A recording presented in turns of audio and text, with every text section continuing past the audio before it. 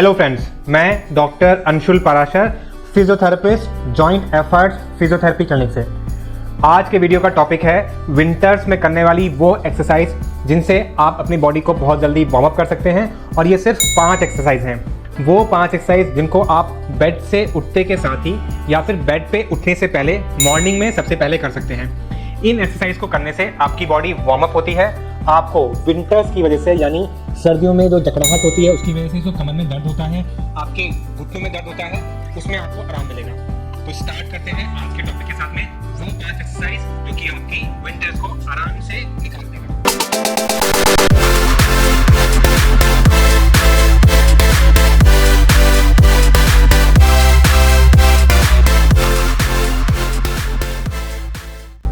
तो आइए स्टार्ट करते हैं उन एक्सरसाइज के साथ में जिनको करने से आपके नी की स्टिफनेस, बैक स्टिफनेस, यहाँ तक कि अगर आपको फ्रोजन शोल्डर है वो भी आपका विंटर्स के सीजन में आपको कम परेशान करेगा।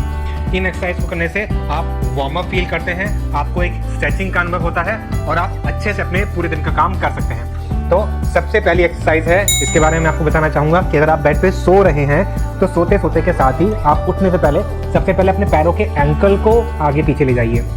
इस एक्सरसाइज को करने से आपकी जो काफ मसल है वो पंप अप होती है और ये काफ मसल, जैसे कि आप जानते हैं कि हमारा सेकंड हार्ट होता है, ये आपके लोअर लेग्स को एक वार्म अप फीलिंग देता है। इसी एक्सरसाइज को करते करते अगर आप इसको अपनी तरफ पुल कर लेंगे तो यही आपके काफ मसल को स्ट्रेच भी करता है। इस एक्सरसाइज को करने से आप में वार्म अप और स्ट्रेचिंग वाली फील आती है और आप अपने पूरे दिन के काम को अच्छे से कर सकते हैं। यही स्ट्रेचिंग करने से आपको वॉक करने में थकावट भी कम होती है। सेकेंड एक्सरसाइज जो कि आपके वार्म अप के लिए है वो सबसे अच्छी एक्सरसाइज है, जिसमें कि आप अपने हील्स को इस तरह से स्लाइड करते हैं।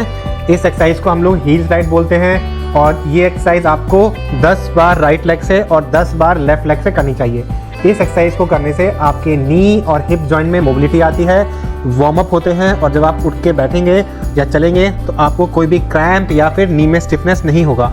और इसी एक्सरसाइज के साथ में अपने दोनों नी जॉइंट को आप बेंड करके आप इसको लेफ्ट रोटेट कर सकते हैं और आप राइट रोटेट कर सकते हैं। अब इस एक्सरसाइज को करने से सबसे ज़्यादा फायदा उनको मिलता है जिनकी कमर में बहुत जकड़ाहट होती है और सर्दियों में सुबह सुबह उठने के बाद में उनका सबसे पहला जो हाथ होता है बिस्तर से उठते वक्त उनकी कमर पे पड़ता है। तो इस एक्सरसाइज को करने से आप अपनी जो लोअर बैक मसल्स हैं उसको आप स्ट्रेच करते हो, वार्म अप वाली फील आती है और आपको कमर में जकड़ाहट कम होती है। अब ये एक्सरसाइज भी आप 10 दफ़ा लेफ्ट साइड और 10 दफ़ा राइट साइड कर सकते हैं। अब इस एक्सरसाइज को करते वक्त आपको एक चीज़ का ध्यान रखना है कि आपकी नेक जो है वो जिस डायरेक्शन में आपका नी जा रहा है उससे अपोजिट डायरेक्शन में रहे। इससे करने से आपकी पूरी स्पाइन में एक मोबिलिटी आती है और आप बेहतर फील करते हैं। तीसरी और एक बहुत इंपॉर्टेंट एक्सरसाइज जो कि आपकी नी, हिप, बैक सभी तरह के जो जॉइंट्स होते हैं उनको वार्म अप करती है, स्ट्रेचिंग करती है उनकी, वो एक्सरसाइज है नी टू चेस्ट। यानी कि आपने नी को आप इस तरह से बेंड करके अपने लेग को यहाँ नीचे से पकड़ के इसको चेस्ट के पास लेके जाएंगे। अगर आप ये नेक को उठा सकते हैं तो उठा लीजिए, अगर आप नेक को नहीं उठा सकते हैं, आप एजेड हैं, नेक में प्रॉब्लम है आपके, तो फिर आप सिंपल बस खाली नी को ही चेस्ट के पास लेके जाइए।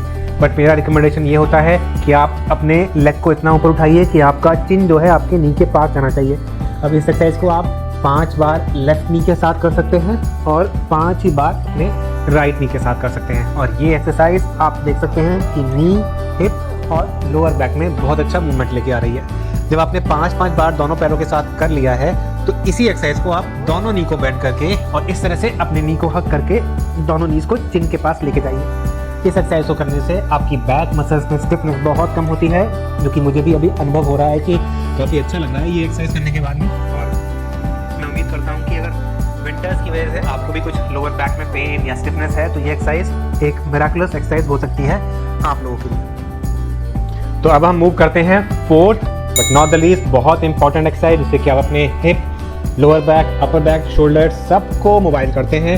और इस एक्सरसाइज को करने के बाद में आपको गजब की स्फूर्ति आती है और आप अपनी डेली एक्टिविटीज़ में शानदार काम करते हैं। तो इसको बोलते हैं कोबरा पोज। के साथ में हम करेंगे डाउनवर्ड डॉग, यानी कि मैं इस तरह से एक पोजीशन में लेट जाता हूँ और यहाँ पे अपने दोनों हाथों को अपने चेस्ट के पास रखूँगा। मेरी जो एल्बो है वो ज़मीन से उठेगी, लेकिन जब मैं अपने आप को ऊपर उठाऊँगा तो मेरी एल्बो पूरी सीधी नहीं होगी। आप देखिए, ये मैंने अपने एल्बो को पूरा सीधा नहीं करा है, मैं इसको यहाँ तक मोड़ के रखूँगा। और मेरी निगाहें जो होंगी सामने की तरफ होंगी। बहुत लोग ये गलत करते हैं कि अपने हेड को ऊपर लिफ्ट करते हैं रूफ की तरफ। अब वो काम आपको नहीं करना है। जितना भी मैक्सिमम पॉसिबल एक अच्छा मूवमेंट होता है लोअर स्पाइन पे, वो तब होता है जब अपने एल्बो बेंड के साथ में सामने दिखते हैं। इस एक्सरसाइज को करते वक्त आप अपने लोअर जो मसल एरिया है बैक का, वहाँ पे बहुत अच्छा एक स्ट्रेच फील करते हैं और आपको स्ट्रेच जब खत्म होता है उसके बाद में आपके एनर्जी लेवल्स बहुत अच्छे हो जाते हैं। तो देखिए ये मैं ऊपर गया, यहाँ पे जाने के बाद में मैं 5 काउंट तक अपने आप को होल्ड करता हूँ और फिर नीचे आ जाऊँगा। तो ये एक्सरसाइज लोअर बैक के लिए और शोल्डर्स के लिए एक अच्छी एक्सरसाइज है। इसके बाद में इसी का ही दूसरा पार्ट है, उसका नाम है डाउनवर्ड डॉग, यानी कि मैं एक माउंटेन शेप पोजीशन में आऊँगा और इस पोजीशन में आते हुए अपने बॉडी के मूवमेंट को पीछे लेके जाऊँगा। इस एक्सरसाइज को करते वक्त मेरी जो पैरों की हील है वो ग्राउंड के कॉन्टैक्ट में रहेगी, चाहे मैं आगे आऊँ रेस्टिंग फेज में या फिर पीछे जाऊँ मैं स्ट्रेचिंग फेज में। अब इस एक्सरसाइज को करते वक्त आपकी पैरों की जो लोअर लेग की मसल्स है, काफ मसल, और आपकी पीछे की जो काफ के ऊपर वाली हैमस्ट्रिंग मसल्स होती हैं, उनमें बहुत शानदार एक स्ट्रेच फील होता है।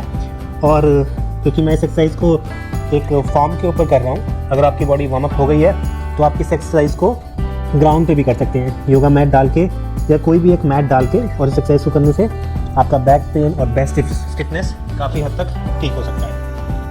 तो आइए शुरुआत करते हैं अपनी last but not the least इस ऐसी एक्सरसाइज के साथ में जिससे कि आप अपनी पूरी अपर बॉडी का मूवमेंट एक साथ कर रहे हैं। और इस एक्सरसाइज को करने से आपकी लोअर बैक, आपकी मिड बैक, आपकी स्पाइन का अपर वाला पार्ट, आपका नेक, यानी कि आपके शोल्डर्स तक पूरे मूवमेंट में आते हैं। तो इस एक्सरसाइज को बोलते हैं सीटेड रोटेशंस, यानी कि आप बैठ जाएंगे इस तरीके से और आपका जो फुट होगा, फीट आपके, वो दोनों किसी न किसी स्टूल के ऊपर सपोर्टेड रहेंगे। सपोर्ट में लेने के बाद में अपनी अपर बॉडी को कभी तो लेफ्ट की तरफ रोटेट करेंगे और लेफ्ट में रोटेट करने के बाद में आप अपनी नेक को भी रोटेट करेंगे।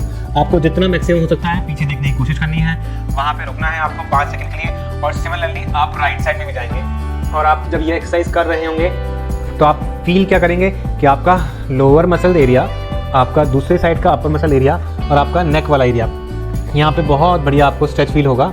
और स्ट्रेच को ख़त्म होने के बाद में आपको लगेगा कि आपकी बॉडी अच्छे से खुल गई है, वार्म अप है, और आपको पूरे दिन का काम करने में किसी भी तरह की कोई ऐसी नहीं लगेगा कि मेरा बॉडी स्टिफ है। ये बहुत बढ़िया एक्सरसाइज है और इस एक्सरसाइज को भी हमको 5-5 बार दोनों साइड में करना चाहिए।